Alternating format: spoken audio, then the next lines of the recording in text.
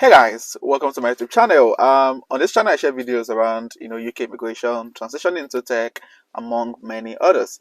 And this particular video is specifically for those who are currently in the UK on the student visa and on the post-study work visa, and also for those who are looking at coming to study in the UK. Now, to be honest with you guys, the last time I shared updates in relation to UK student visa, a lot of things has changed since then. Trust me, guys.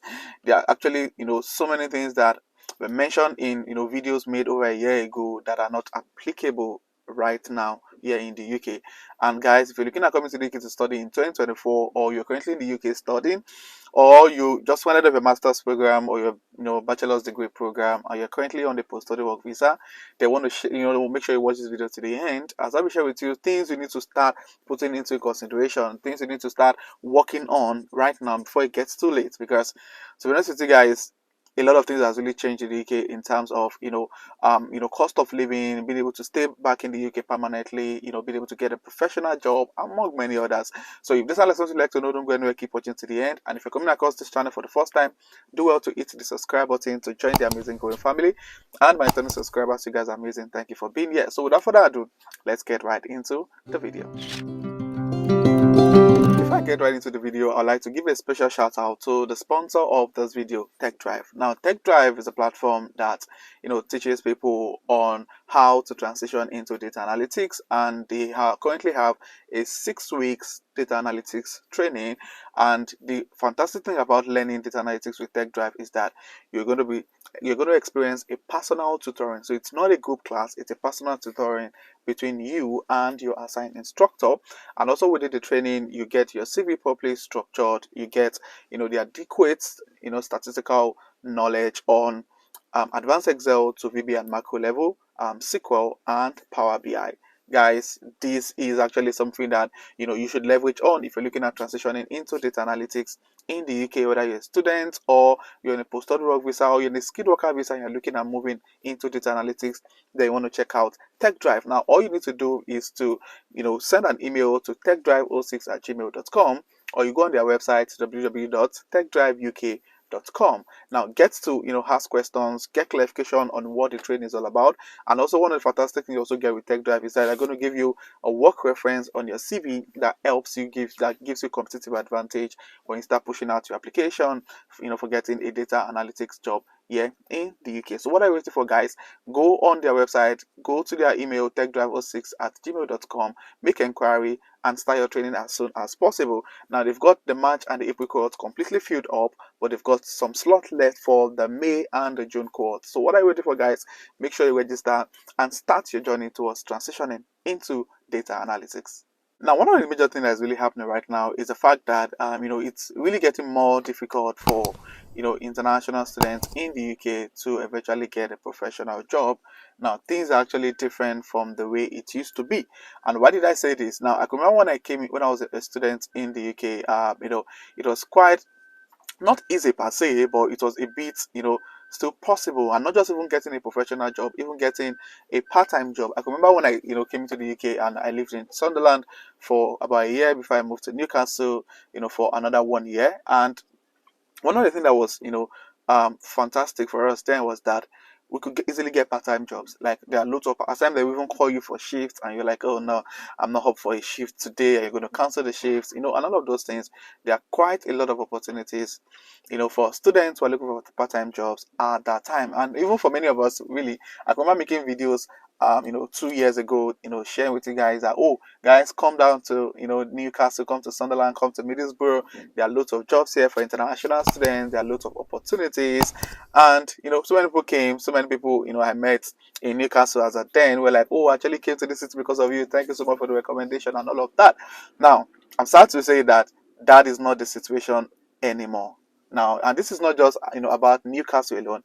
Even most cities in the UK, it's currently saturated, and there are little or no opportunities available, especially for those who are looking for part-time jobs. And now, this brings to the first thing I'm really going to mention in this video. If you're looking at coming to the UK as an international student, it is important, I mean non-negotiable, to make sure that you have at least 80 to 90% of your tuition fee with you cash.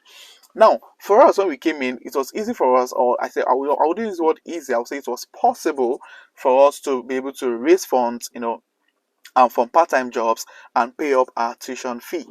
But now, guys, it is very much difficult. I know a lot of people who are currently struggling right now, unable to pay up their tuition fee. So many of them paid the deposit, let's say £4,000, and they've got like another £8,000 left to pay, and they are struggling. I mean, struggling a lot. And I know some of you have seen, a couple of people on TikTok right now who are raising GoFundMe accounts for people to help them to pay their tuition fee. That's how bad the situation is right now in the UK for international students. So if you don't have enough funds, UK might not be, or I don't want to be so emphatic, but I'll say might not be the best option for you at the moment. Trust me, guys, you might want to look elsewhere or find a way to get a scholarship program in the UK, the US, or Canada. So guys, if you're coming to study in the UK and you're looking at making that tuition fee in the UK, it might be very difficult, unlike the way it used to be. Now, talking about full-time jobs or professional jobs here in the UK, and the truth is that it's now becoming also very competitive, and lots of organizations are getting, I can remember when we were trying to get a replacement for me on my last job.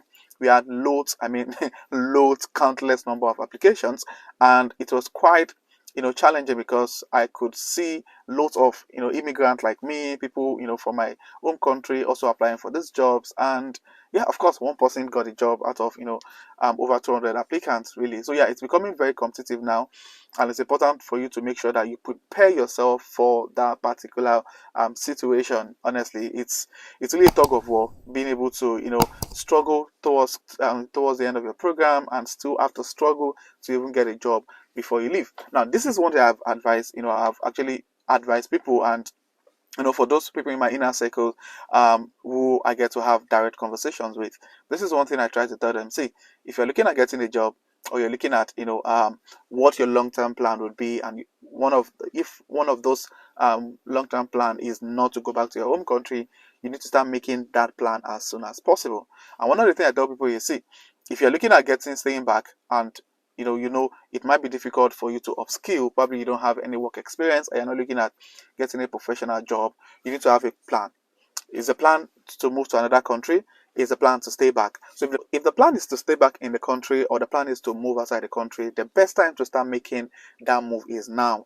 While you're still on a student visa, or while you're still on the post-study work visa, because you don't want to get stuck or have to pay, and it's even getting more difficult with the whole restrictions of student visa. So if you're looking at moving to another country, then it might be the best time to start pushing out your Canada PR application.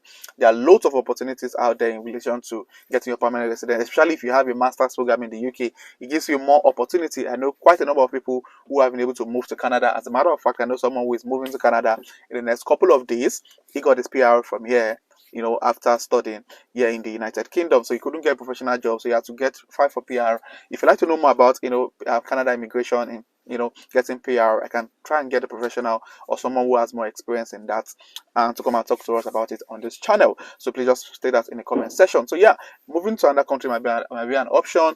If the other option is for you to stay back, then you have to start making plans. Now, one of the strategies one of my friends used was that, when we're about adding off our program, his wife came in as a dependent, and it was like, okay, it might be difficult for him to get a professional job because he had no professional experience back home. And what he did was he enrolled his wife for a 2-year master's program in nursing. That was what he did. And last time we spoke, the wife is 1 year already into the program. By the end of the program, she's going to definitely get a job. Nurses definitely get a job here in this country, and that gives him the chance to then become his wife dependent. It was a massive strategy. Of course, it cost him a lot of money. I think he had to pay about £15,000 per year for the wife's master's program, but it's a long-term plan, and it's really working for the family. He has been able to bring in his children into the country, and the wife is almost done with that program. By the time she's done, he gets to apply for the dependent visa, and yeah, life goes on, really. So yeah, you need to start having that plan and start pushing that plan into motion as soon as possible. And the goal of this video is just basically to advise people and tell them this is what is happening, and you need to start making that move. So if you have any need any clarification or have any question that I haven't talked about in this video, please state in the comment section. I'm going to make sure I respond to everyone on this particular video. And if you're coming across my channel for the first time, do well to hit the subscribe button. For my 10 subscribers, you guys are amazing. Thank you for being here. So this will be the end of this video, and I'll see you guys in my next video. Thank you.